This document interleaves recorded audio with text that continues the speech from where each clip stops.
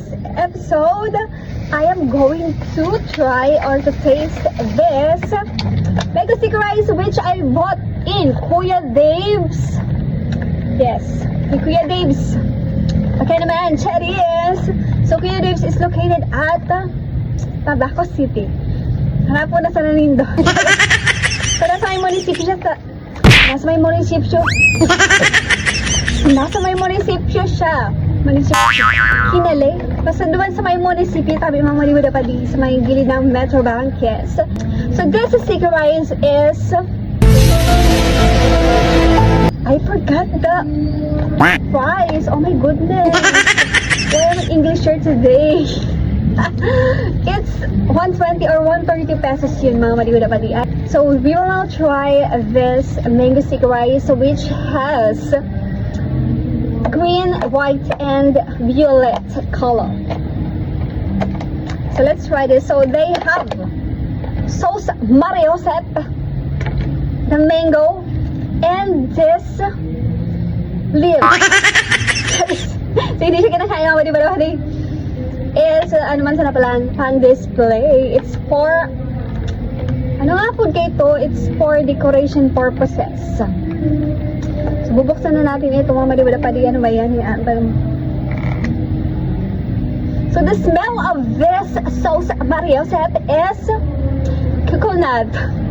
Yes, basically it's coconut milk. Lalagyan na natin siya mga Mariwada pa di. Ang ating mango sticker rice. So kung nakapanood na kayo ng aking video, gumawa ako nito mga Mariwada pa di. Pero binutong siya. Binutong version. Yes, yes, yes. At ngayon meron na dito sa Tabaco City na nag-offer ng ganito. So, we will try first this pandan flavor. Pandan flavor para we will try this green color. Yes, yes, yes. So, may chia seeds din siya. Yung black na yan, matalang kabuta. Chia seeds po yan.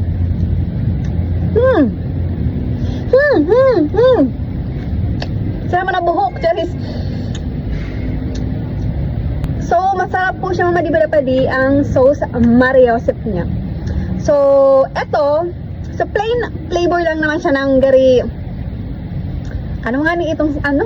Linokay, yun. It's linokay. Lalagyan natin siya mga Mariwada pa di ng mango.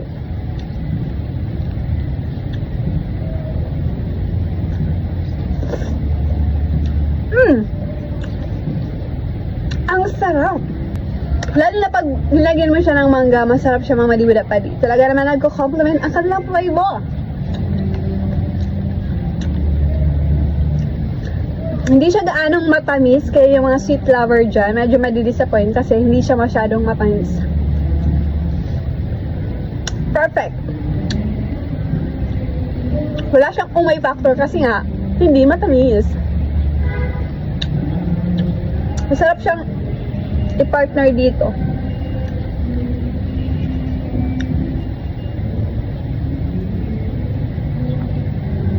Kain. Ano man, ninalo yun?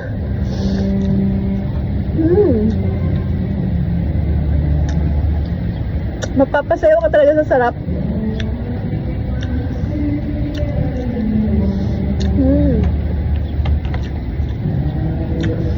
So, hindi ko na siya ubusin mga Mariwada pa di kasi